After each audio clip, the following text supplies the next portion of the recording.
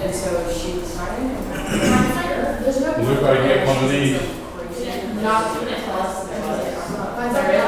You guys got one of these? I want to go over, I haven't graded your test yet, but I'll have it when we meet Tuesday. Oh, no, we don't have Welsh Welsh today. Why not? Because it's Welsh today. I don't know which one's Really? Yeah, we're probably going to classes. All right, well, Wednesday, okay. But I mean, like, you can still put them in. Yeah, well, next Tuesday is withdrawal with a W day, the last day to do that. So they get on to us about making sure y'all have your midterm grade. So do pay attention to that, but I don't think anybody in here is gonna drop, right? Nobody bombed the test, right? All right, so I'll contact you if you really get bad, but,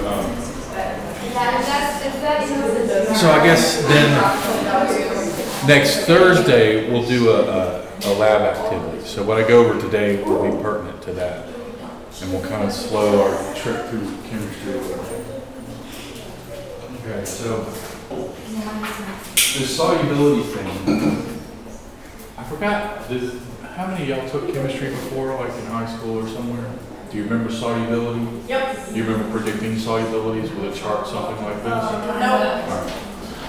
Well, the idea is, if you put something in,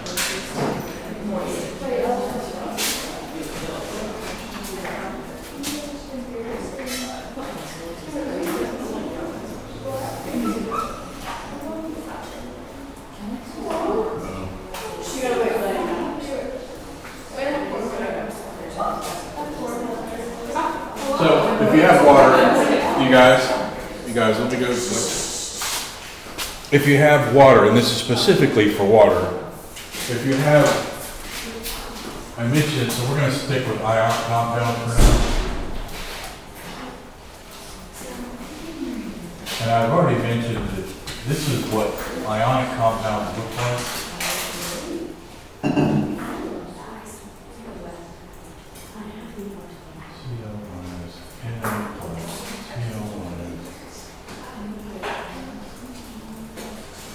So you just have this repeating pattern going this way, repeating pattern going this way, and then it repeats out this way too. So you have all these little chunks of NaCl that are held together by ionic bonds. If you drop a chunk of that down into water, they split out into the ions.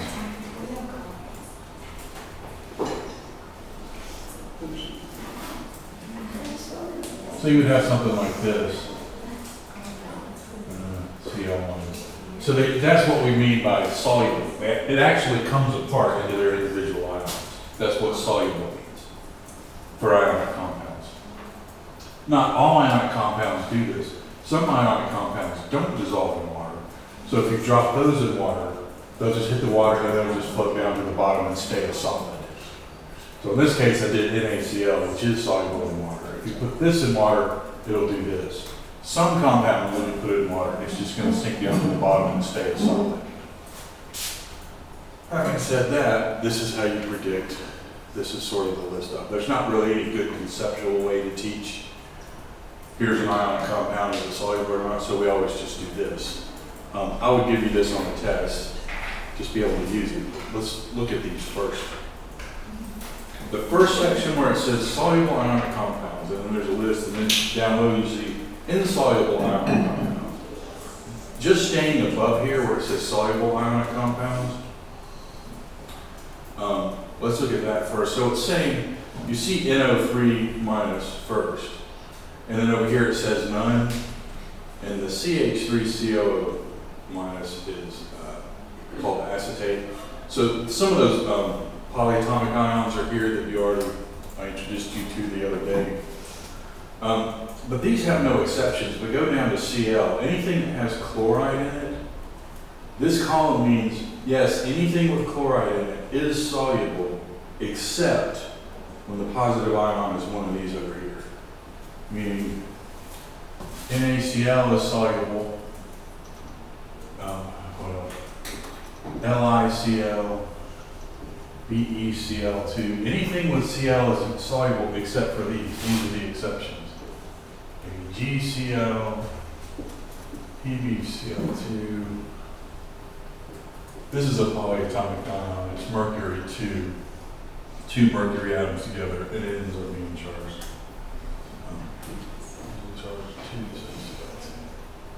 These are not soluble. Those are the exceptions. But anything else that you could put here with Cl, anything other than those, are soluble. So how to read this chart? You follow me there? Okay. And then they do it just the opposite in the bottom section. It says anything with sulfide, S2 negative, is insoluble except for these, and the exceptions are soluble.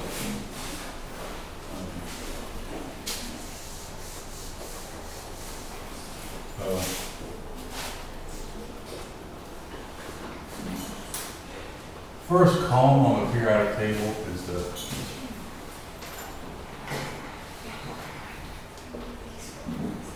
alkali metals. So it mentions the alkali metal cations, so that's Li, Na,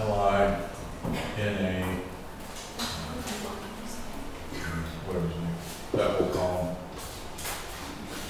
So you know what the alkali metal cations are. All right. So having said that, let me see if you can tell me.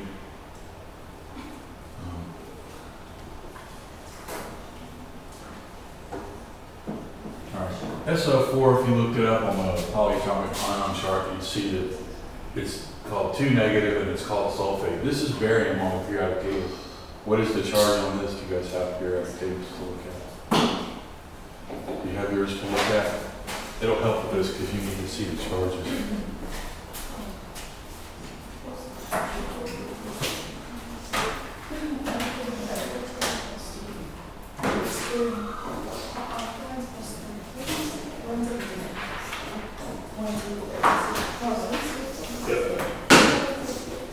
Periodic table. Periodic table. Yeah. You just want to look at that. Yeah. You might want to learn one. Oh, I thought you said he said boron. You guys want one? And the second row. Barium. Okay. Alrighty then. All right, charge on Ba, 2, so that's 2 plus. So BaSO4. Question, is that soluble?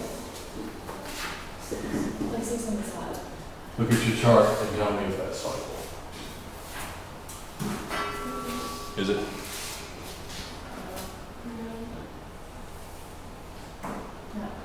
It is not.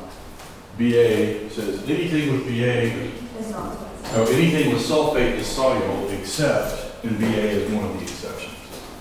See what I'm saying?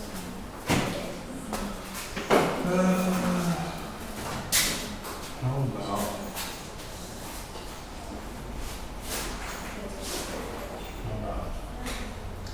Are we serious?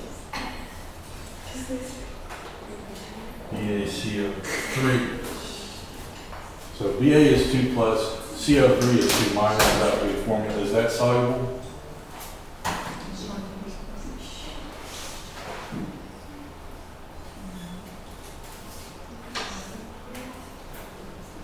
No, but you said no because it's BA, right? Ba wasn't the key here, sulfate was. Up here you see SO4, and this is saying anything with SO4 is soluble except for these, and Ba was one of the exceptions. Look at CO3. One of the skills is to find one of those two ions on the chart. It is not soluble, is that what you're saying? The bottom says, here's CO3, and anything with CO3 is not soluble except for these. These are soluble. Right? And BA is not in those exceptions, so you're right, it is not soluble. You guys following this? I'll give you this chart on the test, but just be able to use it. It is just a cheat sheet that tells you what's soluble and what's not.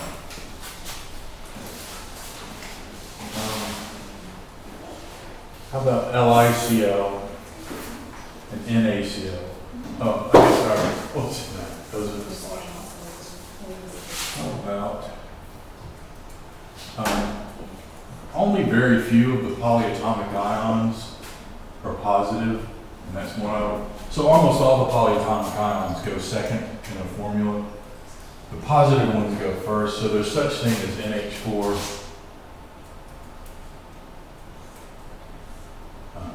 NH4, Br, for instance. Is that soluble? Is it? Yes. Some charts treat NH4 by itself. But if you look at BR is on this list. Everything BR is soluble except for these, and ammonium is not there, so that one is soluble. I think everything ammonium is soluble. That would be called ammonium bromide. What else?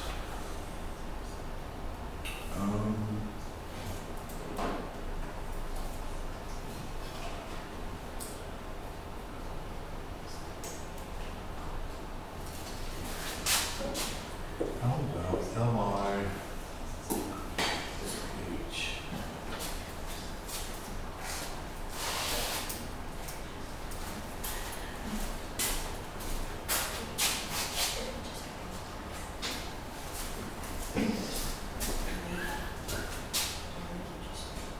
These are the alkali metals.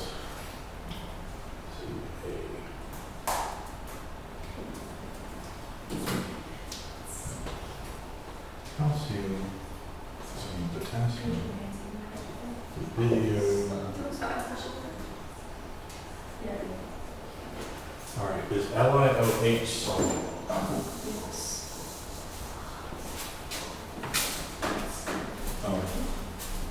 Wait, so OH is all the way at the bottom. Anything OH is insoluble except for these, and that's one of the alkali metals, so that is soluble. So I just have this one.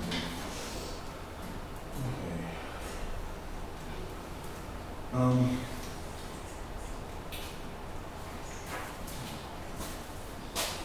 How about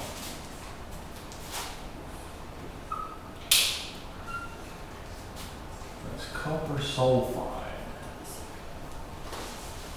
What do you think?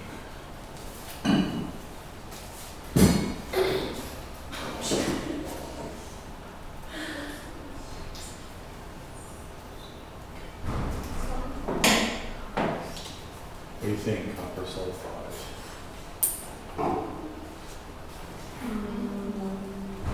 Huh? Not soluble? What do you guys think? Yes. I'm going to start calling them the behind the column people. Okay, see, what do you think? Copper sulfide.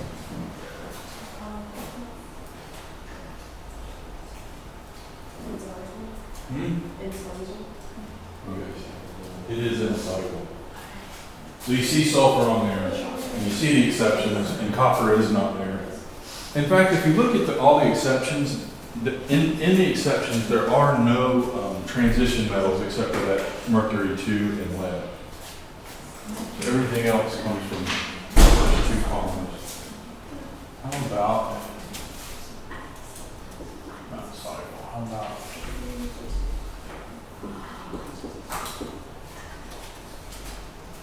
aluminum hydroxide?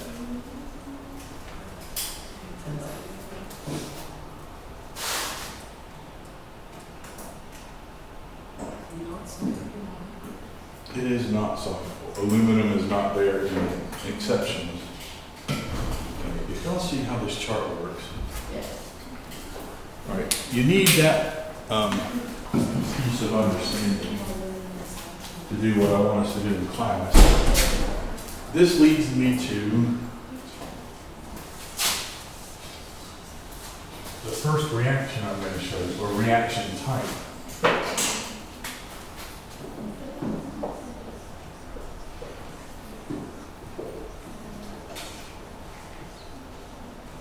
Double displacement reaction. This is done with ionic compounds, but there are a few other ones. You can do it with acid-base. We're going to do this with ionic compounds.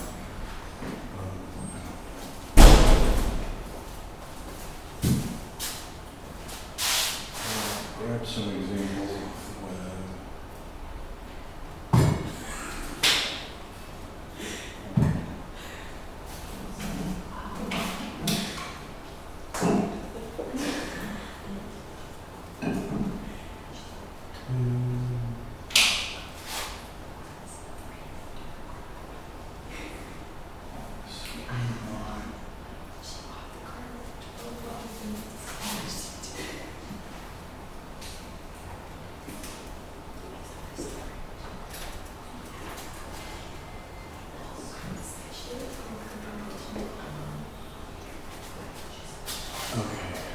In your first trip through chemistry, wherever, do you remember balancing chemical equations? Every chemistry teacher loves doing that one. Do you remember balancing chemical equations? I don't tend to like to make y'all do that because it really isn't an analytical solution. You're iterating to a solution. And it's just, some of them are easy, but some of them you just get hung up over and over until you happen to pick the right one to start with, and then you manage to balance it. Do you remember that? Do you remember being frustrated with balancing? Yes. I'm going to keep us away from balancing. But what you need to know, just to remind you what it means. Balancing, all you're doing when you're going through that is you're trying to make sure however many PV you have over here, you have exactly that same amount over there. And however many of NO3s that you have that many over there. So sometimes you have to do these coefficients.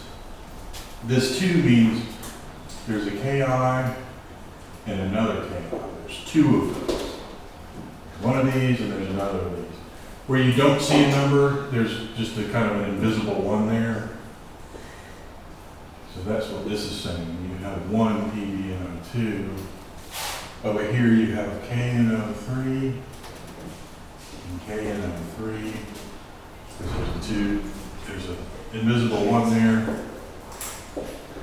So in some sense, you can see that the equation up there is really saying this plus this makes this plus this.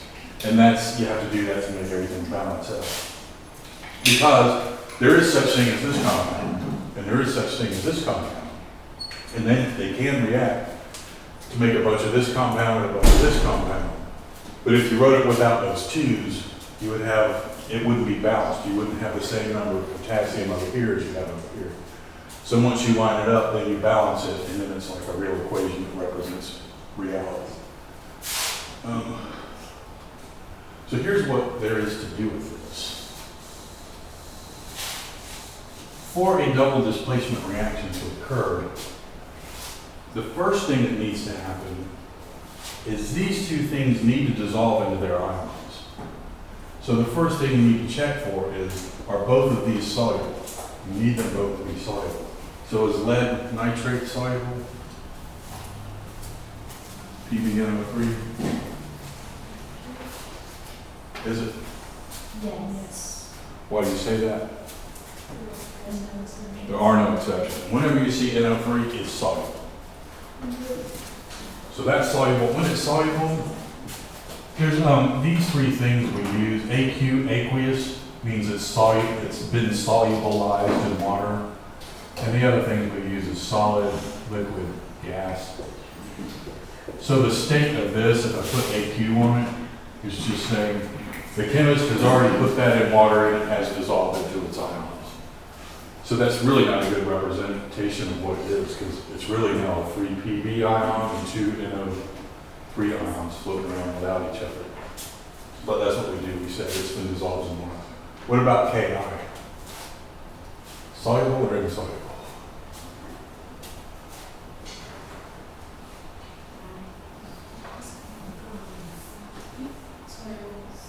It is soluble, you see I right here. K is not in the exceptions, so AQ, yes, that's soluble. Now we've met our first condition to have a just double displacement reaction. We need those ions to split apart, just for the possibility for the new things to form over here. Is KNO3 soluble? NO3. Yes. Everything NO3 is soluble. What about PbI2? Lead is in the exceptions over there. So what I'm going to do is put an S here for solid. S doesn't stand for soluble, it stands for solid. Because PbI2 does not dissolve in water. Okay. So what happens is you put this in water and this in water and you get Pb plus floating around. You get some NO3s floating around. That's 2 plus. Pretend this is a field of water here, and you've also got some K plus and some I minus floating around, and I'll do another one of those because there's 2 of them. K plus I minus. That's what you've created when you put these in there. Of course, there's lots more of them. I just put a few. But there's lots of lead too. There's lots of potassium. There's lots of NO3 minus floating around. All right. 2 ways to think of solubility. One of them is what I've already said. Here's one way to define solubility. You take the solid form, you drop it in water, and it splits out into its ions. That's one way to think about solubility. Another way to think about solubility is the natural state of a soluble thing when it's in water is to be apart as ions.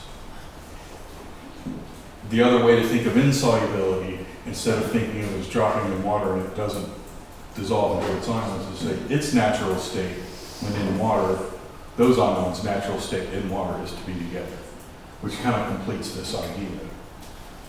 I've never had any of this. I never went to the shelf in the stockroom and got any of that or any of that. I'm creating those things. I'll kind of skip this. Our first condition for a double displacement reaction is to have an ionic compound, another ionic compound, and that they were both soluble. Our second condition is the products. One of them is soluble and one of them is not. You need that for the double displacement reaction to really mean anything. Okay, so what happens is, if a Pb and a couple of NO3s bump into each other, they bounce away from each other because their natural state in water is to be dissolved into ions. So this doesn't reform. The Ki, I, and K bump into each other. I mean, stuff moves around in the water. It bounces around and moves and swims around. If those bump into each other, their natural state in water is to be apart as ions, so they just bump away from each other. If K and NO3 float around and they bump into each other, they'll just bounce away because their natural state in water is to be apart as ions. But of course, the lead and iodide, when they bump into each other, they stick. And that'll float around until another I comes along and completes it and sticks. And then really what happens is you start getting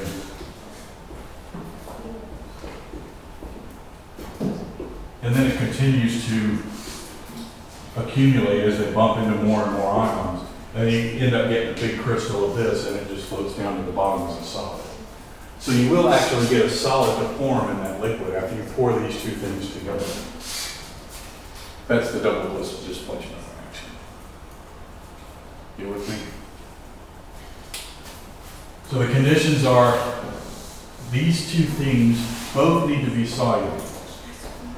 And if both of these are soluble, those ions that I just drew here, they just stay like that. You never form anything new. Everything that bumps into each other bumps away. If whatever is here is also soluble, you just have a water full of a bunch of ions. Nothing new forms. The definition of a chemical reaction is old bonds break and new bonds form. In the case where both of these are soluble, new bonds don't form, so you don't have a chemical reaction. You have a dissolution process, but you don't have a chemical reaction. Okay, and if both of them are solid, the problem is they will both float down to the bottom together and they'll all be mixed together, and you didn't make one pure compound. So really what you're after is sort of the star of the show when you're doing a double displacement reaction. You're focused here on this. This is the product you're really after. If you think of it like that, the focus is here on this product. Right. So that's what I want us to do in that, is to do a couple of those. They're kind of fun because this looks completely clear like normal water. This looks completely clear like normal water.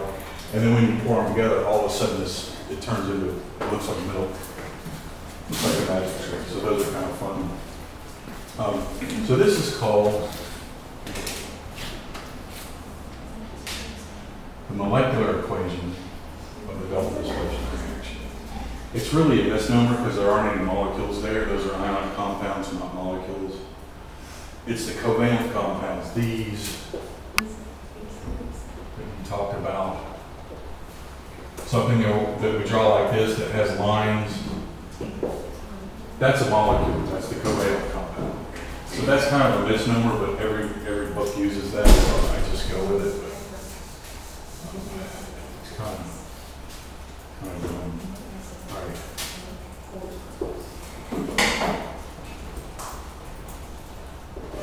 This stuff is just a little, is more tedious than it is hard. If you have this balanced reaction in front of you, and you go on to the trouble to figure out what's soluble and what's not, this is easy. It's just a process of taking these and splitting them out. Remember I said this is probably not a good representation of this because it's split out into ions. Here's where we actually show a more honest representation. I have one PB here, so I'm going to go PB. It is aqueous still because it is dissolved in water. The charge is 2 plus, so I'm going to write that. I have 2 NO3s, so I'm going to go plus 2 NO3 negative aqueous because it is dissolved. And I just do that all the way across. On this side of the arrow, I still have the 2 KIs, so I'm going to go plus 2K minus, because there's 2 Ks there, aqueous. And I'm going to go plus 2I, positive, negative, aqueous. And so this is the condition I was saying that you really needed for a reaction to take place, which is this is a little more honest representation of what this shows. This just kind of shows what you went and got off the shelf and put in the water. This shows how it really exists if it's aqueous. They're a part of time. And we still balance it. There's an invisible one here, but this 2 tells you there's 2 of this ion, so that's why I've got a 2 there. This 2 says there's a Ki and another Ki, so that's why I have 2K and 2I. And I'll just continue here. I've got 2K over here, 2K plus aqueous. Like I said, this is more just tedious than it is complicated. And it should match the K over there. If it's balanced properly, they should. And then I've got 2 NO3, so I'm going to go plus 2 NO3 minus aqueous. And then the only difference now, these aren't split apart as ions, so you just bring that down as it is. PbI2 as a solid, that's called the total ionic equation. And in some sense, it's just a little more honest representation of these. Shows them split out and still balanced. And then sort of the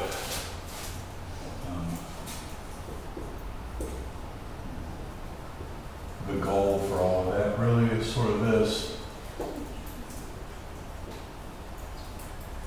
Some nice arrows. The net ionic equation is this. There's 2 ways to think of it. You look on both sides of the arrow, and anything you have on one side of the arrow and the other side of the arrow, you cancel.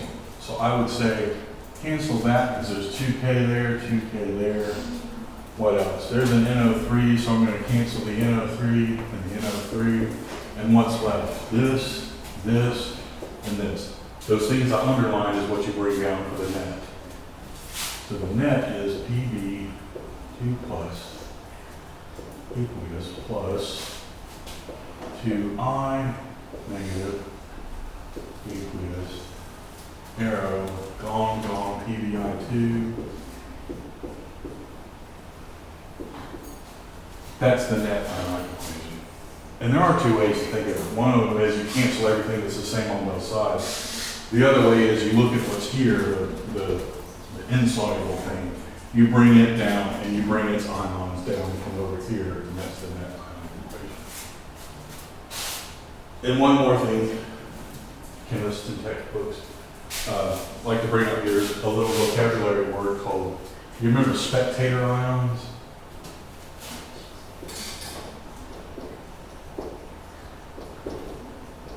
You remember that word? Y'all didn't do that in high school?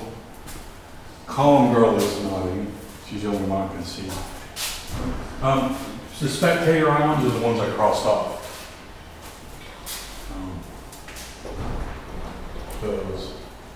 These are the spectator ions. Again, the focus is on this solid that you're able to form with these, and everything else is kind of secondary, so that's why those are called the spectators. They're just there. The real key to this equation was the lead and the iodide made lead iodide. Because the focus for double displacement is this solid that you can make. The others are just spectators, they're just there.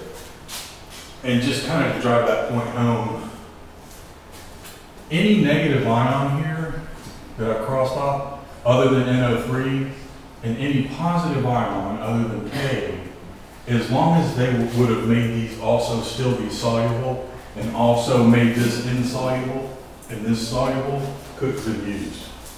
So there are other options I could have used for the spectator ions. They aren't important. What was important was lead something that is soluble in something iodide that is soluble will make a something that is soluble and make the lead iodide. So they're spectators because we could use other ions as long as they work like that. Because the whole point, again, the focus is on the solid that we're able to make. You follow that? Okay.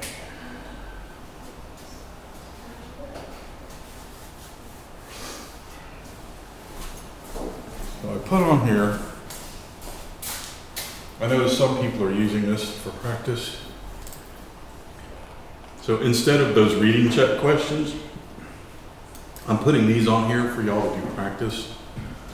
I guess I can make them for a grade at some point. I haven't yet. Just so you have a grade like you did for the reading check. But the stuff we've gone over so far on there, but here's solubility, double displacement reactions, total ionic equation, double displacement reactions, net ionic equation. Let's look real quick for a couple of them. Preview. H2Br2, is that soluble? It's not. Br2, all Brs are soluble except, and H2 is one of the exceptions. CaCO3, is that soluble? It's not. That's calcium carbonate, that's marble. Manganese CO3, is that soluble? Is it? Calm people, I can see you now. And then CO3, is that soluble? I answered like every question. Huh? I answered like every I can't see it. Oh, are you saying out loud and I'm just not hearing you? Well, I don't mean to pick on y'all, it's okay. Just somebody back there tell me if NNCO3, is it soluble? No. It is not. AgCl, silver chloride. Yes. It is soluble? Yeah. No. Ah, calm people beat you. Look at the exceptions. Look at the exceptions. Oh, complex Beijing. Yeah. All right. So those are there for y'all to practice. There's a good number of them there. Just go through them. Make sure you know how to use that chart. Like I said, I'll give it to you for the test. And there's this.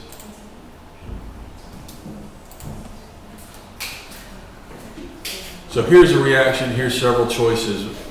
Do you see the total ionic equation here? If I call that A, B, C, D, and E. You do have to, for these, you have to look on the right, well, you kind of have to look on the left side and make sure everything is soluble. And then you have to look on the right side and make sure one of them is soluble and one of them is not. If you don't have those conditions, you say no reaction, because the reaction couldn't have taken place. So I have no reaction there as a choice. But this one does, all these I put in here. No, one of them does not, one of them is no reaction. Do you see it? One thing you can look, do you know which, so on the right side, which one of those is soluble and which one is not? LiCl and Al2S.